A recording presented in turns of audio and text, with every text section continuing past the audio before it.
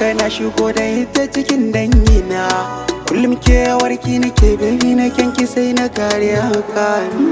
Allah gaba wanka yayi tafiya ya dawo yanzu. Da ba kai na ka jira farin ciki na san dole ya karu.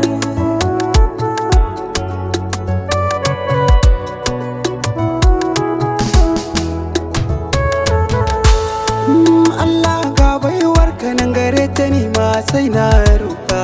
Ka kare min ita ni banda wanda zan roka in haka. Idan mun samu rabo lafiya ila ku kasata ta sauka. Ta haifo min magaji a daina min gorin yayaye. Na zama daɗi ke kuma mama. Allah roƙonka muke yi, ka shigo lamuranmu.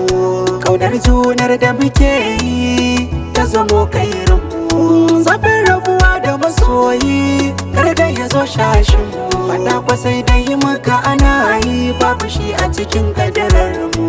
Yanda muke haka tare, komai nama a tare. Yanda muke haka tare, raba mu ba ƙaramin abu ne ba. Ba za mu so ma mu rabewa. Iya ka zamto min fitila idan ana duhu sutura ce babba.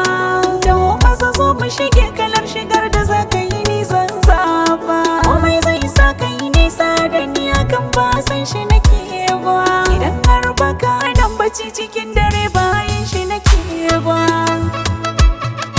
Har safiya ba zan rantsa ba.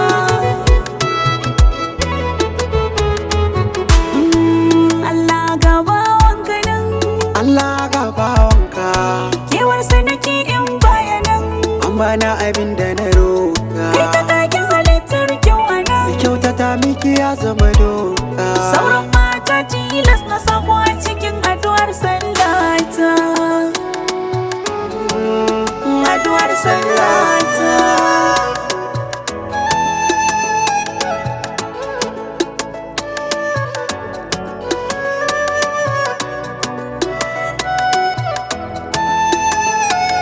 Master K on the mix.